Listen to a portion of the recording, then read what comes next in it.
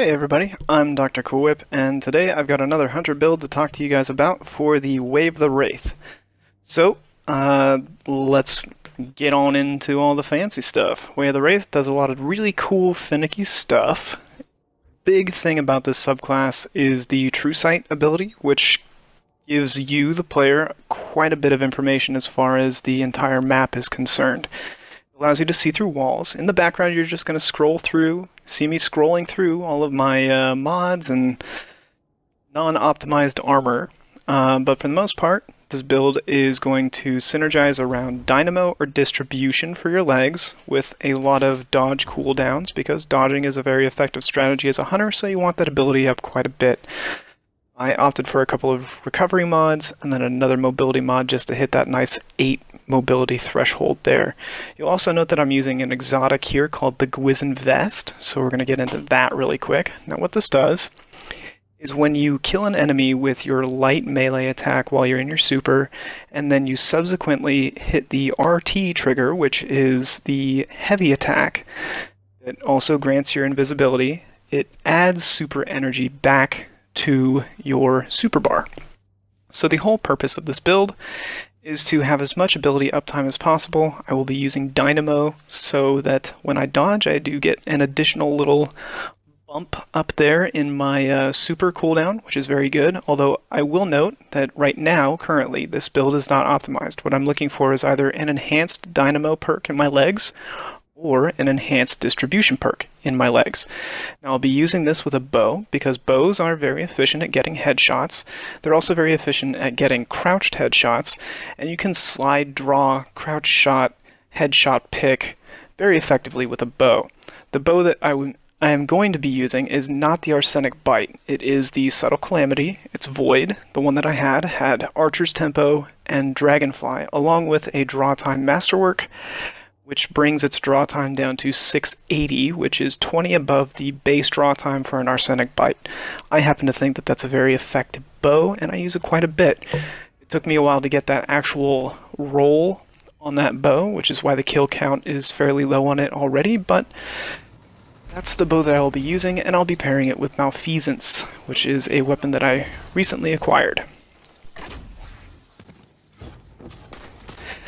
Now, in the background, you're just going to see some basic footage of me tooling around in the Crucible with this build.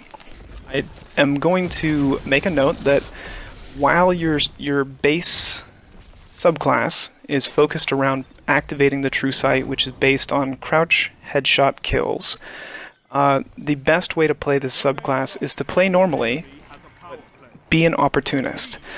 Don't always go for the crouched headshot kill. You don't always need to activate True Sight. If you play normally, you still have all the same advantages that the other hunter subclasses have. If you have enough time to set up a True Sight kill, please do so, and make sure that you have a good weapon that pairs with it. Some weapons that I've found that have been very good for activating True Sight have been the Chaperone for slide headshot kills. Very effective. I know a couple of players that have been using that to great success. Bows, hand cannons, pulse rifles, and sniper rifles, and a couple of others in there. So for the most part, this build is, like I said, not optimized. But the subclass is a very interesting subclass in that it has very interesting high-end, high-skill level dynamics. It plays at base very efficiently in comparison to other hunter subclasses. So while the perk for True Sight takes a little finagling to make it work, you're still playing as a hunter, so you have access to good lateral movement, good verticality, good mobility, and good staying power on the map if you're playing to your strengths. Smoke Grenade is fairly efficient, and you can actually rack up some kills with the Smoke Grenade. And the grenades are the same as any other Void subclass for the hunters. You still have the same access to the same grenades. So, at base, the subclass plays basically like a Night Stalker on the bottom tree, but with some different upsides here and there. Personally, I think it's a very interesting subclass, but the biggest boon I would say to this subclass in general is its super. Super for the subclass revolves around using the True Sight mechanic, and it's a melee-based super. You will have to close the distance with your opponents, but you'll have the advantage of being invisible, and you will also have the advantage of information. You will know where your opponents are. And that pairs very nicely with the exotic vest that I'm using called the Gwizzin Vest. It allows you to have more information more often because it extends your super's uptime.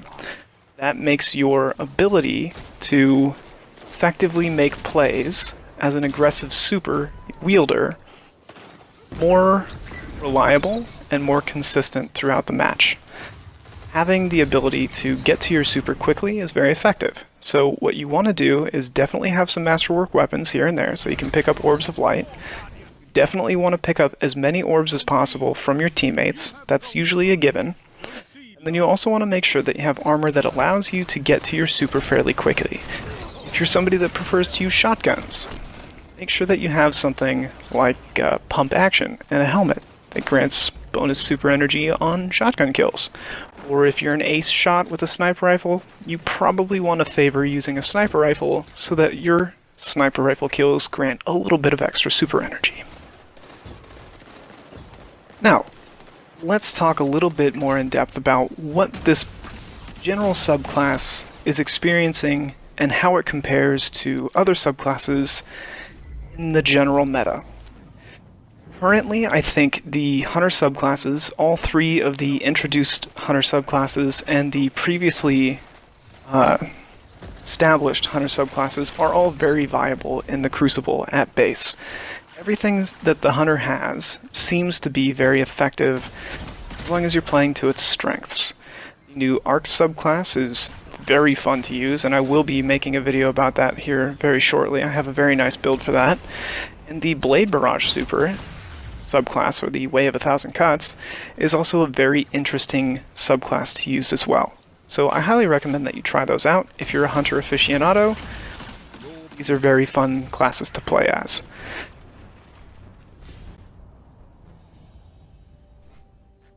I've been playing with this subclass for about 2.5 weeks, off and on.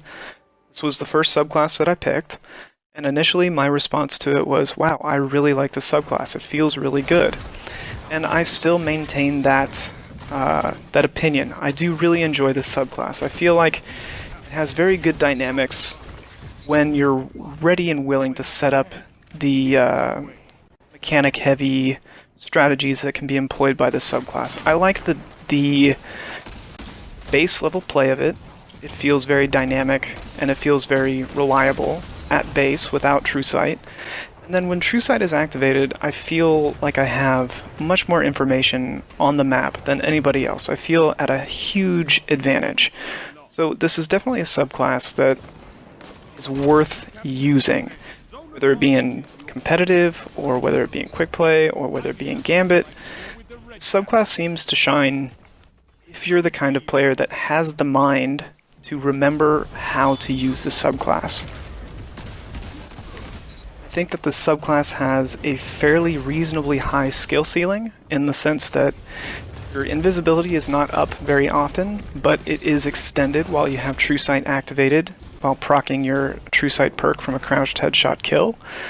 And in comparison to other subclasses like Gunslinger or the Arc Strider, which is a very efficient subclass, it seems to be like a base version of those without the ability synergy. So your grenades and your melees and your dodges are non-synergistic. Smoke grenade deals a little bit of damage, which is fine. It still dilutes the opponent's vision, but it doesn't have the same type of synergy that the new Arc Strider subclass has, or that the old Way of the Wind has, in the sense that your abilities recharge faster based on conditions that are based on your play or based on how your opponents are playing. Similarly, it doesn't have the same synergy that the Way of 1,000 Cuts has with the knife trick and dodge that seems to synergize very well with some specific gear sets. But if you play this correctly, and you're somebody that has a reasonably high amount of gun skill, and has good knowledge about when and where to choose an engagement, or how to behave within that engagement, then this class is definitely a class that will be something that you can learn more and more and more over time to improve, or to improve with. I feel that this subclass is definitely one of the most dynamic, and definitely one of the most... What's the word? Intensive. I think intensive is just the best term in general for this subclass. If you're very diligent, excuse me, I stuttered.